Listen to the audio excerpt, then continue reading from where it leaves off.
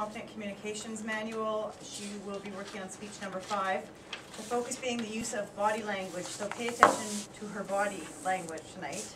Some objectives are to use stance, movement, gestures, facial expressions, and eye contact to express her message and to achieve her speech purpose. Another one is to make her body language smooth and natural. Her time is 5 to 7 minutes. Linda, got it? 5 to 7 minutes. And the title is, I'm going to struggle with this one, Phenomena and Pina Colada, or in other words, Phenomena Colada. How great is that? When asked at what point in her life she had lived abundantly, she answered that she'd once lived abundantly in a hot tub, eating pina coladas and drinking directly from her imagination. Please welcome Jennifer Nelson.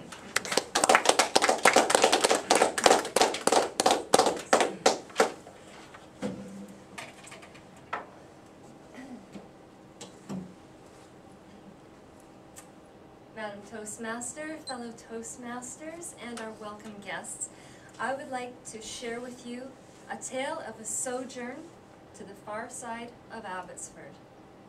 It began with 4 of us in a hot tub. We were fueled by the energy of youth, by delusions of grandeur, and also by a plethora of alcohol.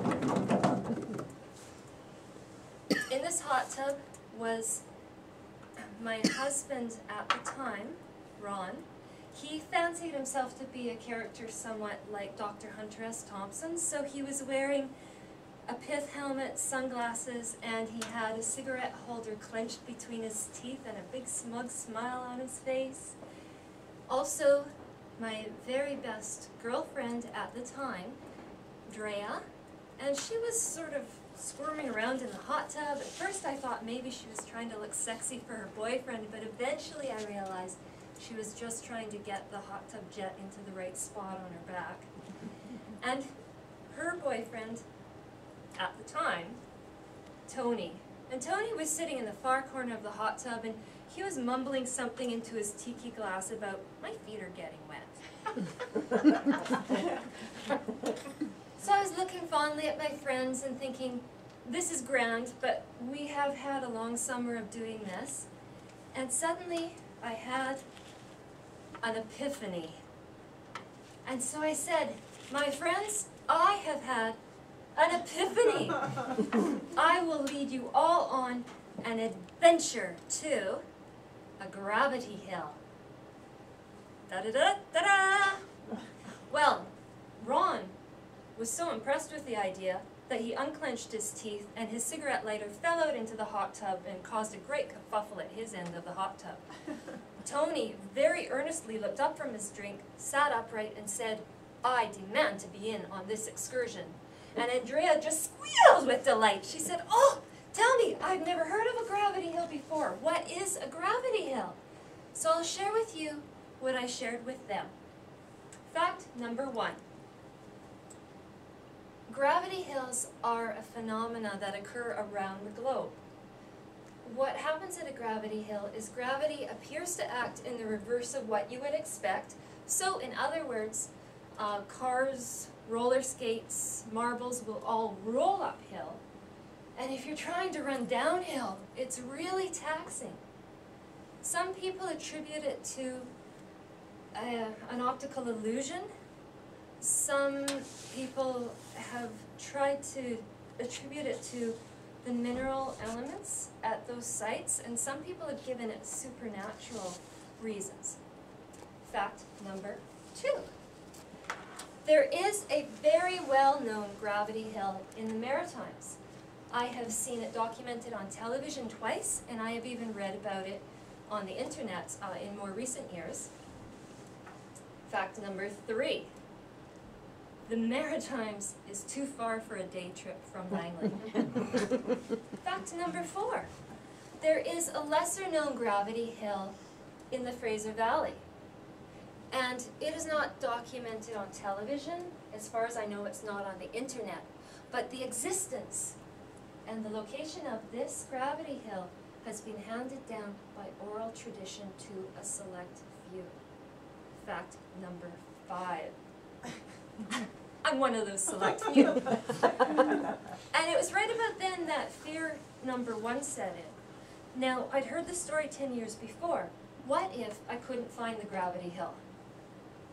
Or what if, even worse, we get to the gravity hill and the story was wrong and this was just a joke on me. Gravity works just fine. I've taken my friends on this wild goose chase and they think I'm crazy, which led to fear number 2. What if I'm crazy? But I thought, we were nothing if we weren't game for adventure. I told the voices in my head to just shut up. I finished my drink and I jumped into the driver's seat of the car. This was gonna be fun. Except it wasn't my car. Friend number 5 had just arrived when we were in the midst of getting ready to leave, and he dragged me out from behind the driver's seat, and he tactfully suggested that we return to the house, dry ourselves off, get into some clothing, and he would be the designated driver for our adventure. So we followed his advice, and while we were in the house, we gathered up some equipment, and we came out, got into the car, and we were off. So here we have one somewhat bewildered designated driver, 1 car, 4 people under the influence, 1 orange, 3 cat toys, 42 brown peppermints, and this all equals 1 totally unscientific experiment.